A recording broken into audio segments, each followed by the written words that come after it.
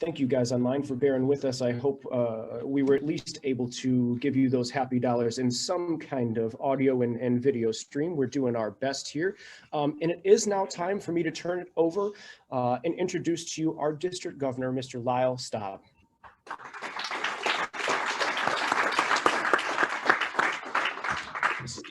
Okay, thank you all. It's always a pleasure to be with the Rotary Club of Hoffman, Schaumburg, Hoffman Estates. And this is a very different sort of district conference than we've ever had, because we can't gather a couple of hundred people in a room as much as we'd like to.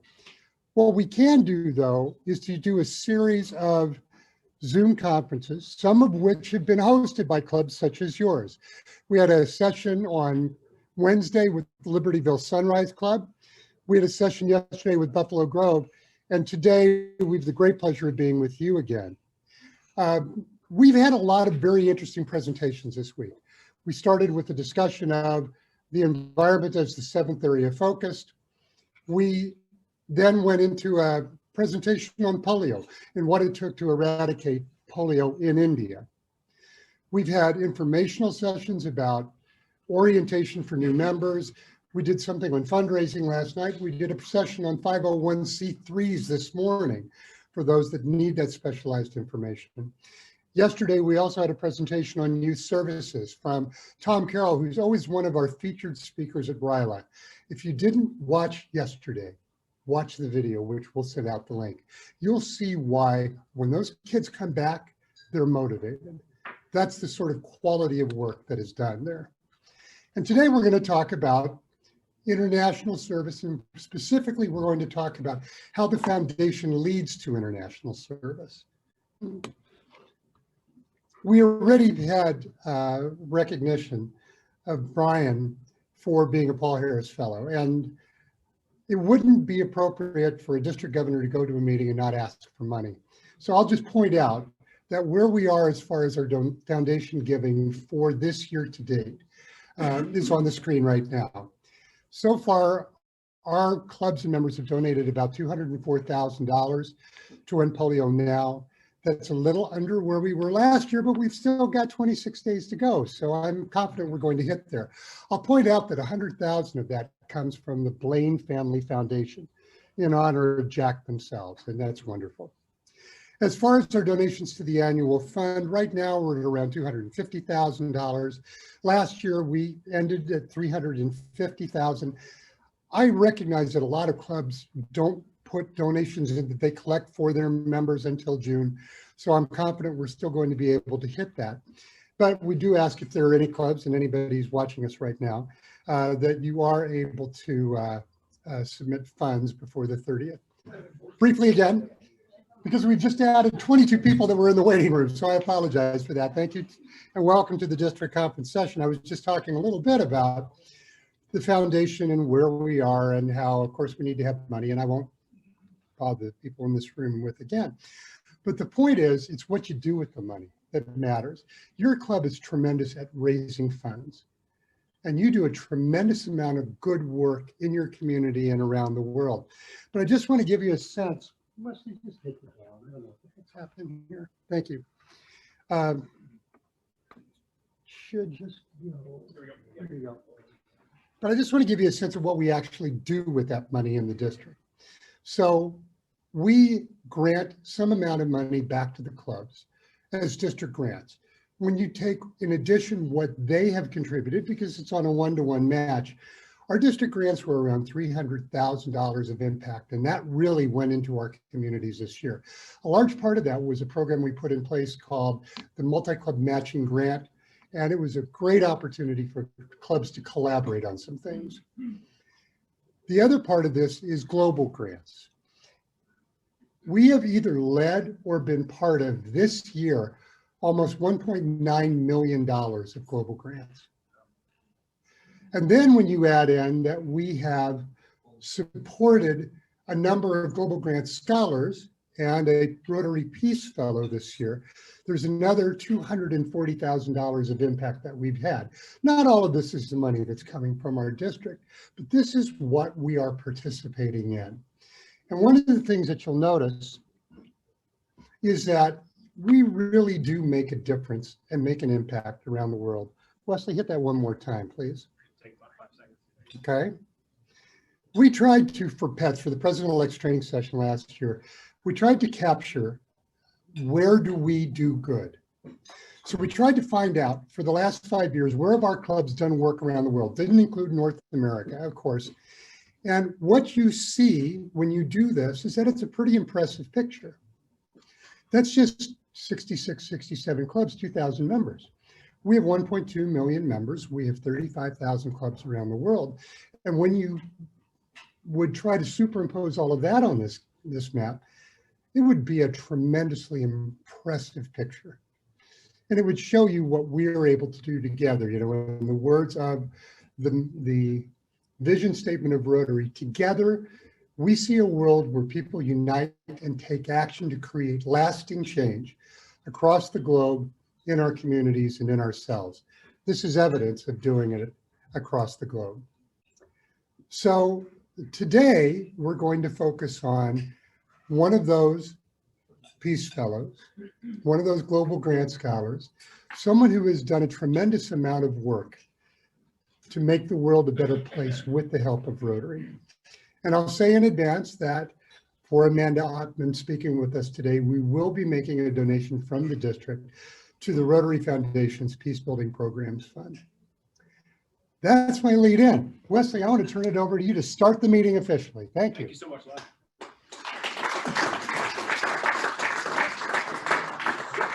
Thank you, everyone joining us online, and welcome to all of you. My name is Wesley Crockett. I am the very, very proud president of the Rotary Club of Schaumburg, Hoffman Estates, and thank you for joining us for our 46th meeting of this Rotary year today. I think we have a fabulous meeting and a fabulous speaker, but first I'll ask everyone to, as we do every meeting, to please rise.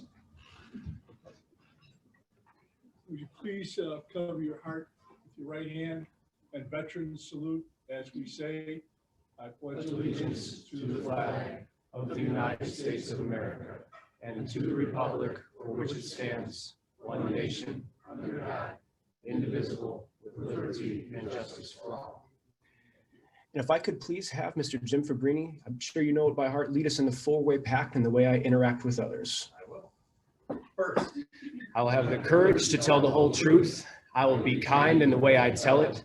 I will be fair and not seek selfish advantage. I will have an open heart and an open mind. And if I could please ask Mr. Jack Lucas to kindly honor us with an invocation. We can bow our heads. Dear God, we give thanks for this beautiful day and for being a part of the district conference this year and for the governor being with us. And we ask a blessing on all the Rotarians here and around the world and the projects that they're involved with. Bless this food and this meeting to our use. We ask this in your name. Amen. Amen. Thank you very much, everyone. And I will introduce now our moderator, Ms. Julie Clark.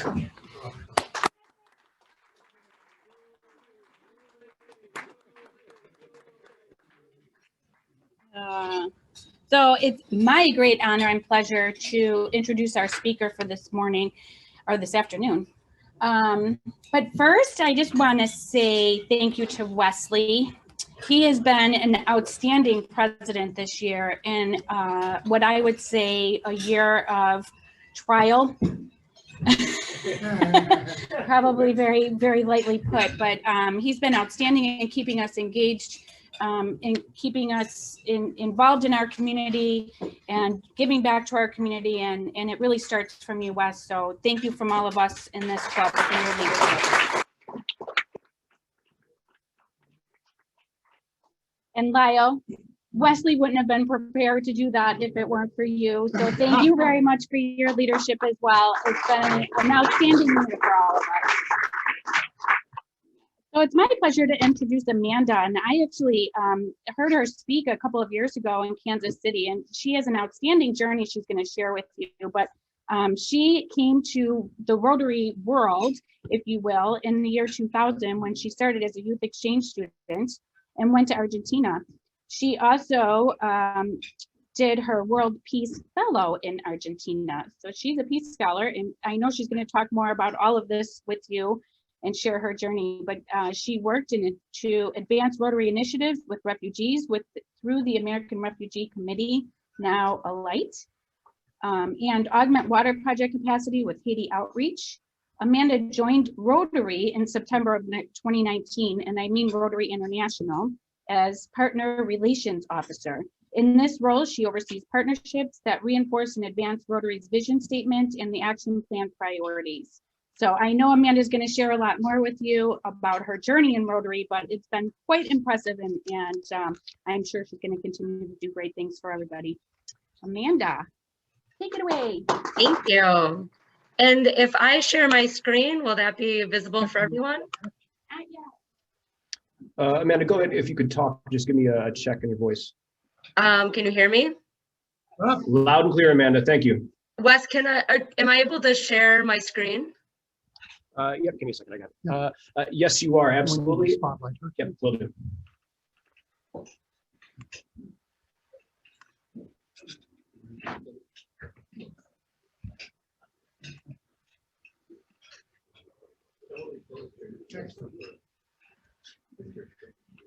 Excellent. So we got you loud and clear. We can see your presentation, everything. Amanda, you are good to go. And thanks so much for being here. Super. Thank you so much, everyone, for having me at this very unique hybrid. I'm hoping that we are working towards a world where this might be our last year of district conference hybrids, but who knows, maybe it works well. But anyways, thank you so much for having me. I am happy to be speaking to you from my home right now, as I am in Minnesota. But like I said, I am working out of our Chicago Evanston Rotary International office. And as was introduced, I am going to share with you a little bit about my journey as a Peace Fellow, how it's part of Rotary, and how Rotary has brought me to the point that I'm at today. And so as a little bit of overview, as we have so many programs in Rotary that that are available to us, so to eliminate any confusion or educate a little bit, the Peace Fellow program has been around since the year 2002.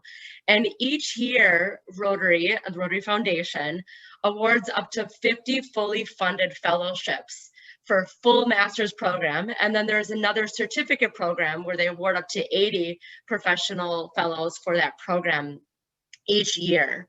So far we've had over 1,400 fellows that have graduated from one of the two programs since its inception in 2002.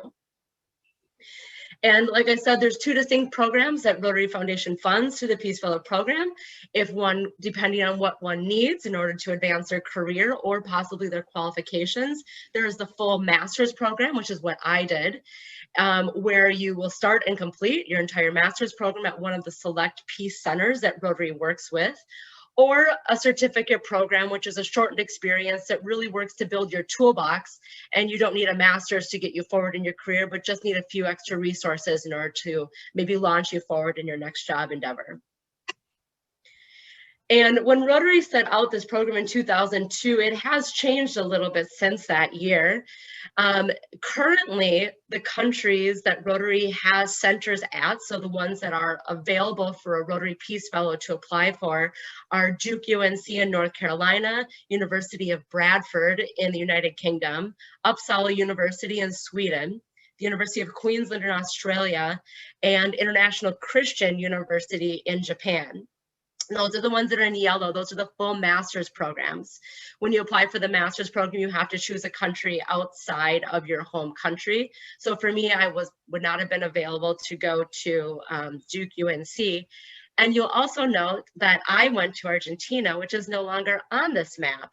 I was actually the last class when I studied there and finished my studies in 2012.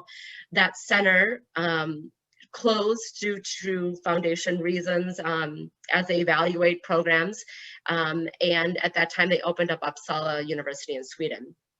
The universities in purple are the short-term university certificate programs. The Chulalong Chula, I always mispronounce that name, in Thailand, has been around for a while. And the new program that just started this year, Makerere in Uganda, is a unique program seeking primarily applicants that are within the continent of Africa for that short certificate program. So when I left in 2011, when Rotary again sent me back to Argentina, to which I will not complain at all, I set off for my 2-year adventure. And Argentina at that time was a very unique and probably the most unique site of the Peace Centers, because it was the only university and master's program that required language proficiency other than English. So while the other universities, applicants must have a proficiency in English for their studies, we had to have a proficiency in Spanish. All of our studies were conducted in Spanish. Some materials, depending on the language in which they were written, we could read them in either. However, everything we did was produced and our classes were conducted in Spanish. That made for a unique cohort.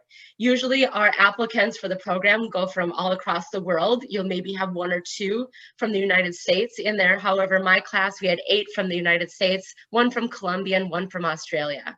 However, we all came from different backgrounds to complete our program.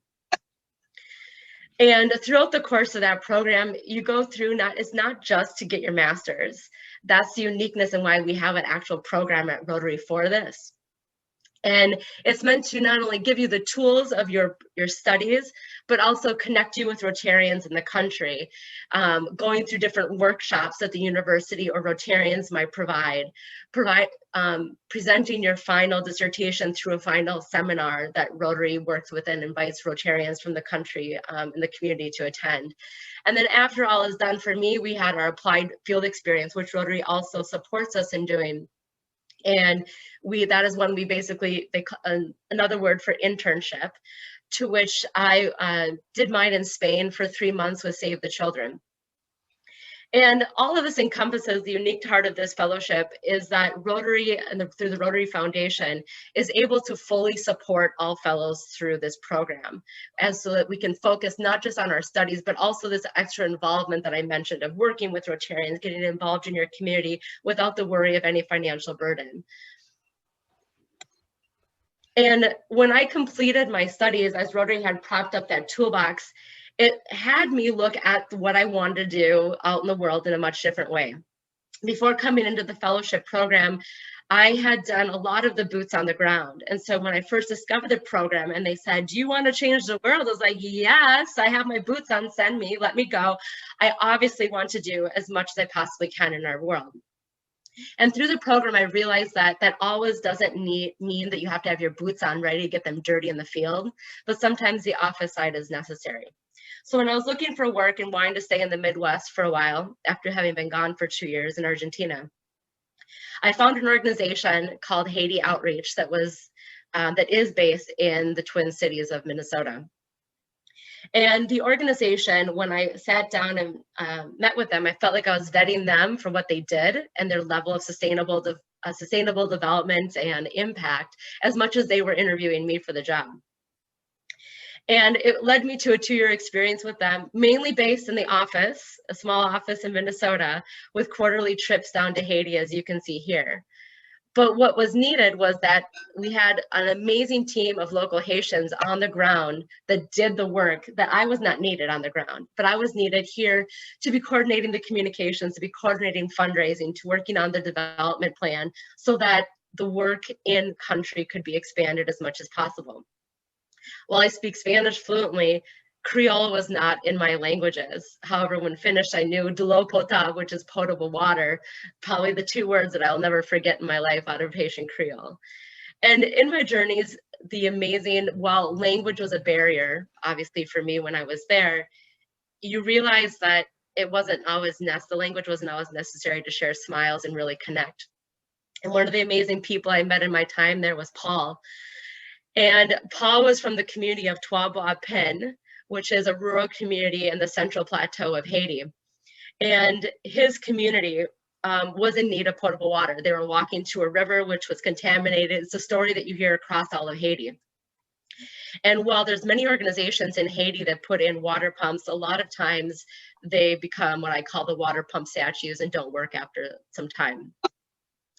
And Paul wanted to take leadership in his community. And as you can tell from his smile, he could light up the room. And was very serious about his dedication to the community. So when they started their interaction with Haiti Outreach had that unique approach that they wanted to make sure water lasts, and they got their community involved. It was that empowerment that the community themselves would take that ownership. And Paul was the leader in terms of when the gates of that water pump opened and closed, making sure that it would last a long time, because quoting him, he said, "I will not permit disorder." And when they pump, they will not go woof, woof, woof. They will go woof, woof. I have the cutest video of him sharing this with me. But going back to how the fellowship impacted this, it was looking at development in a different way. Before that fellowship, we know that Haiti is in need of water. We know there's many parts of our world in need of water. We want to look and get it out there, but taking a little bit of the but with the water piece in Haiti, it helped me look at our approach in a different way, looking at taking sometimes what is the longer approach, taking a little bit more time and a little bit more effort to ensure it lasts longer. The organization, when I worked for them, had a 90+% rate, and these water pumps are working after 5 years, which is unheard of in the developing world and especially in Haiti. And it really worked with the community involvement. And so with the Peace Fellowship, it showed how we, taking this time of really working within the community and how to build up the development pieces was needed. When I ended though my time with Haiti Outreach and was ready to move on to the next adventure, I sat down with an organization based in Minneapolis as well, called American Refugee Committee, now known as ALITE. And they had me come in and sit with them because a couple of their team members were Rotarians in Minnesota and wanted to find out how Rotary could help them amplify the work that they were doing in refugee camps in Eastern Africa, specifically in Uganda. And after I shared with my experience, I was in Rotary as a Peace Fellow, what I knew what Rotary could do in bridging some pieces for them and their communities, I was offered a job. And I was offered a job with, I will say very sadly, humbly, I had no experience in Africa. I had not yet set foot on the continent. I had no experience with refugees. They hired me for my knowledge and my experience with Rotary. That to me was humbling, that I had reached that point where Rotary was an asset. Rotary, my experience as a Peace Fellow, my background was Rotary was an asset to my job searching. So I set off on a crazy adventure with American Refugee Committee to work on bridging the experiences and the needs of refugee communities in Uganda into the community of Rotary, and working how we would create the links between the two. That was my 100% focus of my job for the years I worked there. It took me on my first trip to Nakavali Refugee Settlement, one of the largest and oldest refugee settlements in the country of Uganda, in the southern part of Uganda. It opened a world that I had never seen or could even have imagined. It's overwhelming, and yet at the same time you realize it's a community, and that what they're trying to do the same things that we are in terms of survival. Here you'll see in this picture is one of their water source points, and that's that they will go to every day. There's not running water similar to in other developing parts of the world. That's Mary Beth, past trustee Mary Beth in there, who you might know, who was on one of the trips with me. It took me to schools with children whose faces just lit up with no ability to communicate between us, similar to my experience in Haiti, but smiles took us everywhere. And sometimes when situations seem dismal, you try to lighten them up, and nothing does that better than a wheelbarrow of babies. But having fun, you would think that a refugee community would be hitting you with sadness or despair at every turn. And while there is desperate need, there's also people with a lot of hope. There's children that were born here. There's children that giggle and laugh and smile just like children anywhere, and people that do have the same hopes and dreams for themselves and are trying their best to find ways ahead. One of those was a project that Rotary supported the community in creating a sewing center. And these women, along with sewing, also learned to knit. Well, you might agree that in 80, 90 degree heat of the community, the Nakavali Refugee Settlement in Uganda does not need these beautiful woven knit shawls. they were producing them and were working on then getting them back into the States with their Rotary connection in order to sell them and create a business for themselves. They were beautiful. However, very, very warm in that heat there. And my favorite part, and the part that was the biggest part of my job, was leading the first ever Rotary Club that was created in a refugee settlement, the Nakavali Rotary Club of Nakavali Refugee Settlement. These young people decided that they wanted to be a part of Rotary. They wanted to be a part of service above themselves and help their community, and saw Rotary as a way to do that, and created a Rotary Club. Well, thankfully now we don't have to worry about the age limit, as that rule was taken away. But at the time, Rotaract fit the model, what worked for them best, because they wanted to have and didn't want to limit the age, but the requirements of Rotary Club itself was not quite fitting.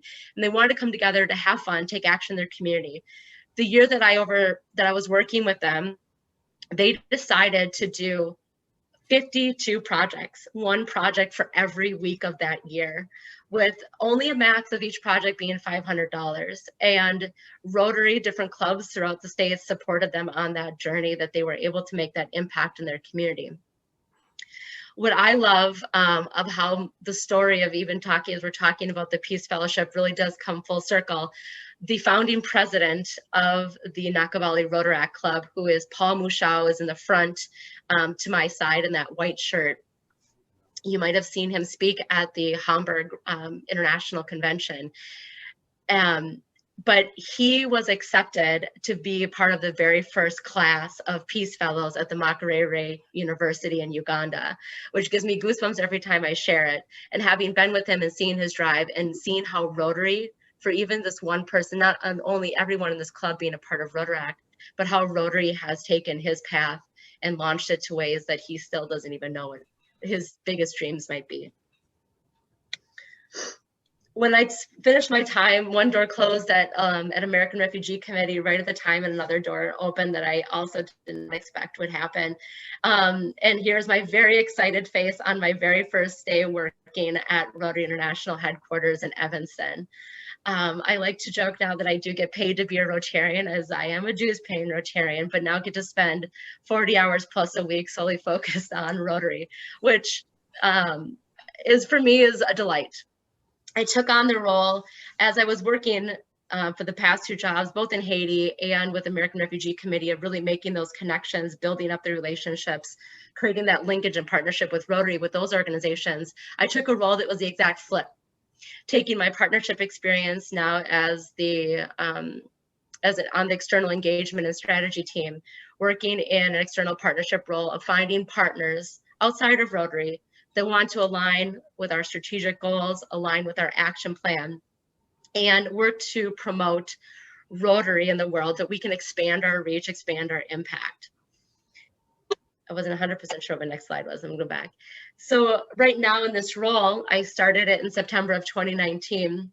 5 months I had in the office before we went remote, which has been an interesting challenge to overcome, but can still say today that I absolutely love the job that I get to do. Being able to have an impact within Rotary at the scale of opening up greater opportunities. We've made developed a partnership with USAID that has been able to expand global grants in Eastern Europe with a joint partnership of 3 years that we're expanding global grants thanks to a grant from the USAID. That led to $5 million during COVID to support Italy, that they trusted us and wanted to work with us in another capacity. I'm managing a program that Rotary is a part of in Ethiopia that is working on wasting and malnutrition, that over 5 years will be our implementing partner will be working towards a $30 million implementation. And it's thinking outside of the box. How can we continue through our organization, our amazing organization that has 1.2 million Rotarians plus on the ground, continue to do good in the world and increase our impact and expand our reach? And that really is the purpose of our Peace Fellow program. When we invest in Peace Fellows through our foundation, we are expanding our reach in the world. I believe at this time I am the only Peace Fellow that is working at Rotary National headquarters. but that doesn't mean that we haven't been a success, because we have reach all over the world where they are working in over 115 countries at this time. And what's incredible is that the reach that we go, and by investing in them, and the impact and that ripple effect that we have to the program is quite incredible. While a majority, as you'll see, work in nonprofit organizations at 36%, they also expand and look at not just, say, the elimination of potentially a piece, but also that positive piece. They might be working as educators, might be working in law enforcement. One of my best friends from the program is currently a diplomatic security officer for the United States government, and has held positions in Mali, Sudan, and most recently in Paraguay. And we expand the breadth of what the world needs, and using that toolbox that we were given to find the greatest impact of the world. And with that, I will end and leave maybe some time if there is yet for some questions, but want to thank you always as Rotarians. As Rotarians, we are a part of a greater organization. Your contributions to the foundation make programs like this possible. And while it is one of many programs, I will say that Rotary, especially through this program, has created a trajectory for me that is beyond anything I ever thought would be. And for that, I am very grateful for Rotary and grateful for you as Rotarians that have made that possible. So thank you.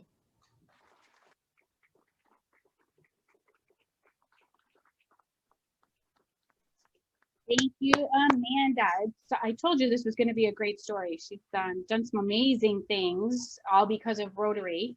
And we're going to open this up now to any questions that we might have. We have nothing online. Does anybody here have any questions for Amanda? Jim? I'm sorry. Yes.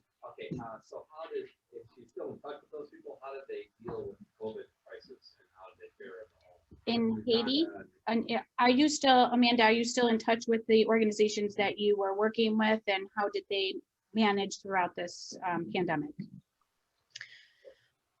It has been, I am still in contact with them. I will speak to the best of my knowledge. The organization in Haiti has been working well because they have partnered up now with the greater Rotary initiative of hand wash. Probably more the unrest in Haiti during the time of COVID has created a bigger impact and a delay in some of the advancement. Thankfully, in Eastern Africa, I have not been given word that the Rotaractors or the community of Nakavali specifically, that I know best, has had any great impact in terms of COVID numbers.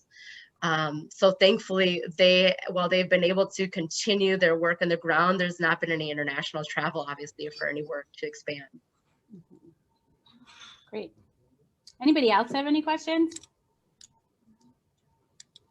I have one that's not related to the work that you did, but I'm just kind of curious. Do you have an alumni for Peace Fellows? I believe there's a group for alumni for Peace Fellows, yes. And do you get together then, or how does that work? No, you haven't. Curious. There's a lot. So I probably don't participate as much as others do in that. There are a few groups, and for example, there's online groups that are for Peace Fellows only. We have a coordinator that works at Rotary International that works on keeping the Peace Fellows connected as much as possible. The times in which ones get together mostly on a larger scale is every other year ahead of the convention. They have the Peace Conference, and that is most specifically working to bring the Peace Fellows together to ideate and then do the pre-convention. We do have a question online from Ellen Young. Would you be willing to share what Rotary's efforts in collaborating with the Peace Corps are doing, partnering for peace, and Rotary are working together to plan a Peace Week in September of 2021? And God bless you. Ellen, that's a great question. I am not, although I do work on partnerships, the Peace Corps partnership is considered a service partnership, and it is not under my eye. And I do not know it well enough to give it credit or speak to it for what it is doing at that time. But if you would like information or need more information on it, I could find it and share it with you. But I apologize that I don't know it well enough to share it. It just occurred to me that it might be nice to invite all of your alumni to the event, which is an entire week that will be is being worked on by the collaboration between Amanda Youngie in your office, as well as the Peace Corps. And I have the dates. I don't know exactly when they are. I've got the wrong email up here, but it is I think it's the week of the 20th of September. So it's something that we can have everybody who's been involved in peace participate in. So it seems like it would be a very relevant topic and a perfect connection. I agree, Ellen. Thank you, Ellen. We do have another question here, Jean Schlinkman. When you're talking about partners, is that nonprofit partners, corporate partners? What kind of partners are you working with? So Jean is asking, when you're talking about partners, and I assume you mean with Rotary International, with her position currently, are you speaking about nonprofit partners, or are you trying to raise funds for the organization? All of the above. The partners, when they come into Rotary International, depend if they are distinctly a service partnership, they go to another team that works on those. But when they come to us outside of that, they first come to my desk and for review and to vet. We look at them for different reasons. Sometimes they are corporate partners that are just looking at contributing funds. Sometimes they come at us with a specific request. So for example, we had a recent communication with the World Association of Girl Guides and Girl Scouts. Now, that takes on a different approach and it covers different parts of our organization. There's a possibility they might have funds. They want to work on projects. They specifically did outreach to us because they learned that Rotary was taking on the area of focus of the environment, and their girls are doing a lot of work in the environment. And we look at them as a strategic partner because they could be, one, we're empowering young women and it could be the future of Rotary. They come with parents that could be potential members. There's all these different boxes we kind of look at. And so we look at it and take a step back of not always zoning them into one lane of a funder, a corporate, or one specific thing, but kind of take that step back and see, do they align with where we're moving in our action plan? And how then do we work with the different teams to incorporate them in? So in that same, thinking out of the box a little bit. Yeah, in that same vein, most of us, I think, are very familiar with the Bill and Melinda Gates Foundation and our partnership with them. Yep. Are there other organizations or foundations that we're partnered with that that you could share with us and give them a little bit more insight on that? Yeah. So Bill and Melinda Gates Foundation obviously is our major funder with polio. And we are always looking to expand outside of that. So as I mentioned, USAID is a newer partnership, a funding partner for us that has expanded our partnerships under our current agreement with them. We look at, we have that funding partnership I mentioned in Ethiopia that is an external Rotary is contributing towards. And then the others that I'm thinking of that we do with is not always the funding side. So funding is the desire. However, when we try to fit it into some of our funding structures, it's a little bit more complicated, and we often seek more of the partners like those that Global Grants seek out that support more in the logistics or the expertise. So we're speaking with the Nature Conservancy that might result in funds, but we're seeking them first out as experts in the environment field to support projects and global grants in the area of the environment. Thank you. So, Amanda, I do have a question. So you spent all these years now being relied on for your Rotary connections. Yeah. And now you're trying to build more of those. What do we do poorly? What is it that you'd say Rotary really needs to do this differently if they want to be more successful? You know, she's from your employed by experience? them, right? I know. I thought I'd clarify. I love this question. However, I'm trying to see, like, do I have any of my staff members on the This will be recorded, but we can cut that out. Don't worry. Do I answer this as a Rotarian or do I answer this as a staff member? I'm Both.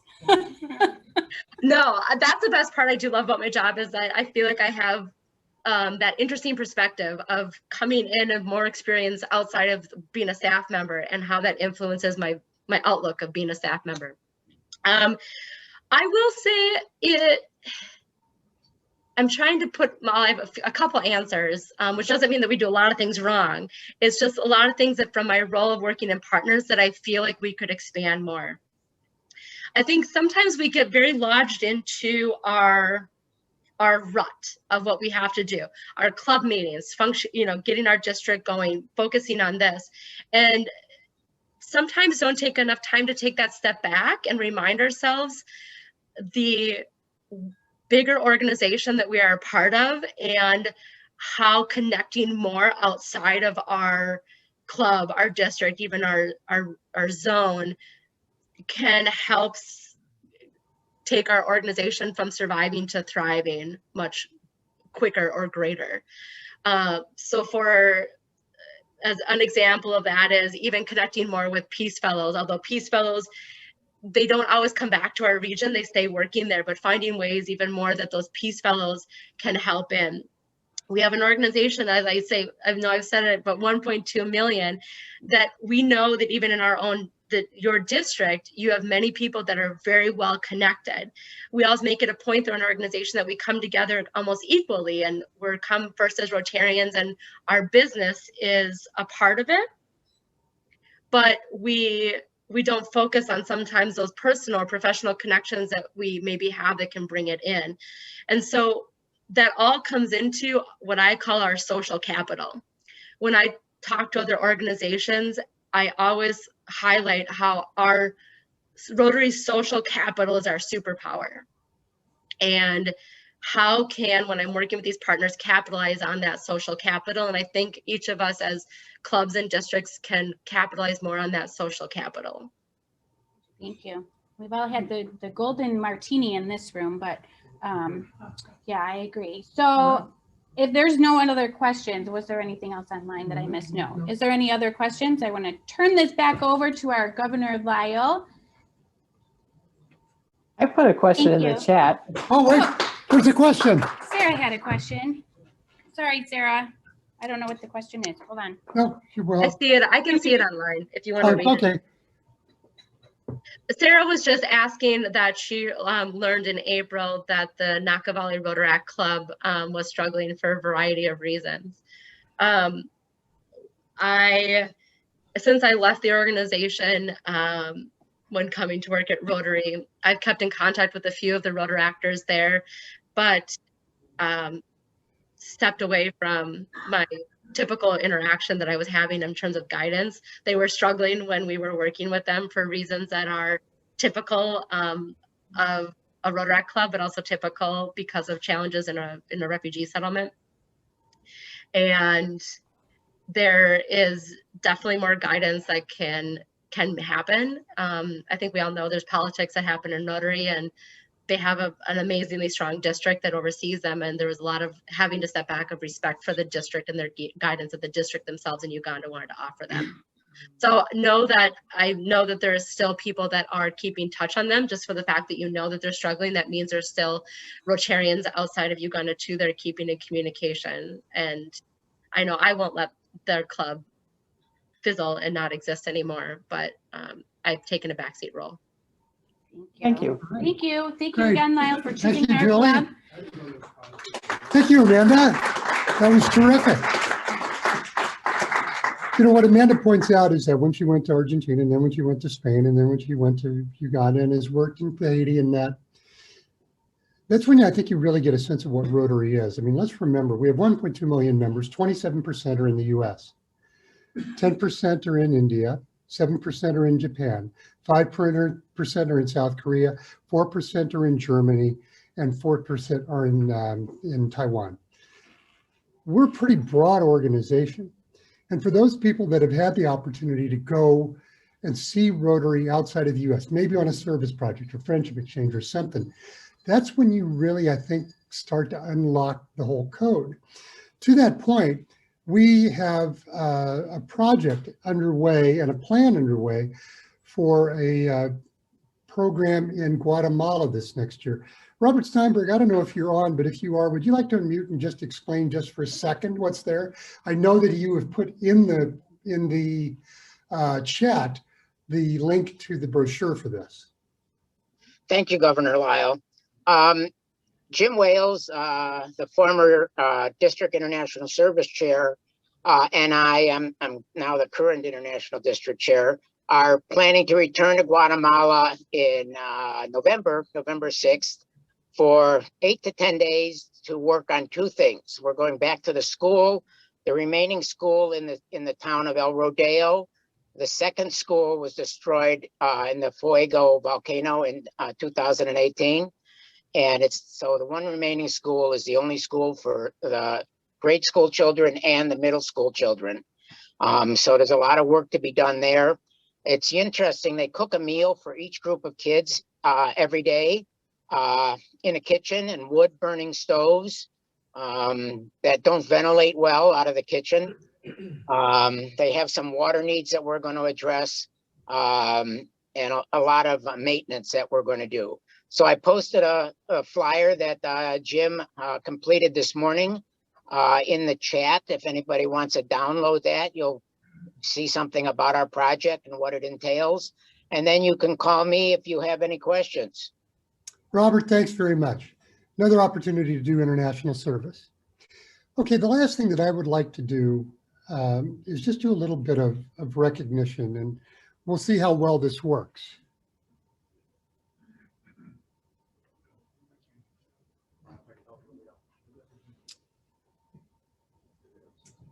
Good, good. One of the opportunities that we have as Rotarians in our district is to learn more about the organization and really prepare for further leadership roles in the organization. That's what our District Leadership Academy is. It's a program that really lasts the better part of 9 months. And each month you've got the opportunity to learn about a different aspect of Rotary: membership, public image. Mike Erickson has taught the foundation module, which is so big that it's 2 months. I've taught the youth service module. It's really a great opportunity to learn about Rotary, but it is a commitment. Last year, we did not have the opportunity to thank those and congratulate those who graduated from the program because we canceled the district conference. So I would like to take the opportunity today to congratulate from the class of 2020, Richard Brill from Wilmette, Marlene Frisbee from Woodstock, and Paul Keenan from Glen Ellen. And then from this year's class, Alice Benedict from Huntley, Betsy Kamisic from Arlington Heights, Diane Creer-Morrow from Skokie Valley, Carolyn Okafor from Huntley, and Angela Walker from North Chicago. Congratulations all. And you may wonder what you get when you graduate from this. You get this neat pin right here, and you get a certificate. And then you get usually a lot of work as a result of it all. So that's what happens. So that's one group that I wanted to recognize today.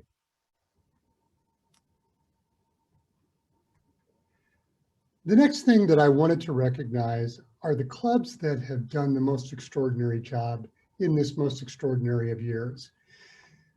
You know, we've always had a presidential challenge in Rotary, and if you did things, maybe you got a flag or something or a thing. In our district, we've also had a specific program to try to emphasize the things that we wanted to have happen. We had to jigger ours a little bit this year because the stuff we thought we wanted to have happen wasn't possible. But we came up with this challenge, and the challenge was based on this theme that I had established of aiming high. A stood for adapt, I stood for invite, and M stood for matter. And if the clubs met these different criteria, then they really did achieve wonderful things in an extraordinary year. So it is my pleasure today to announce the clubs that have qualified. Now, my background at one time was that I was a sales and marketing guy. The hardest thing for me in supervising sales and marketing was to set up a bonus program that worked. so that they would do what I wanted them to do. They wouldn't find the ways around what I wanted them to do, but to qualify so that they would make the money. Honest to God, that's how it was. So when we set this guideline, I thought, this is tough. This is tough. Well, either it wasn't that tough, or what I believe is that clubs really, really rose to the occasion this year.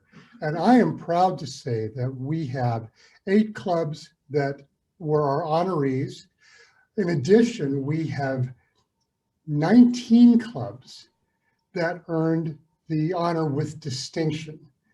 They will also receive something minor, but the real thing that I can do is just thank them for meeting the needs of their communities this year. We learned so much about what we could do. We learned a lot of things about what we could do, which are going to make us better in the future.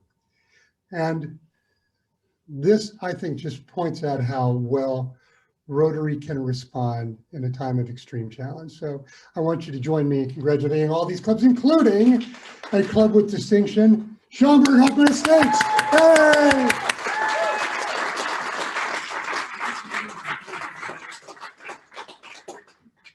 So that's it for today. We were to have 2 more things in the district conference series, but tonight's trivia series I've put off because we're not quite ready, and it's going to be in another week or so, so stay tuned, you'll get that information. The last official thing is that we have to have the annual business meeting of the corporation. That will happen tomorrow morning at 9 o'clock, and while you were all invited, because it's just fascinating, there are voters, electors from each of the club that will represent your interests there.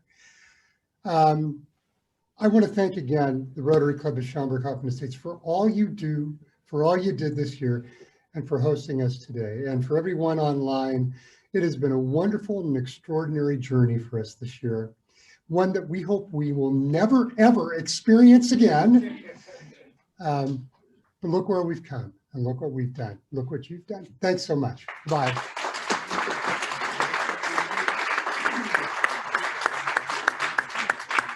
Governor, thank you so much. It always energizes us when you come here, and it was absolutely wonderful talk today, Amanda. Thank you so much. If I could ask everyone to please rise.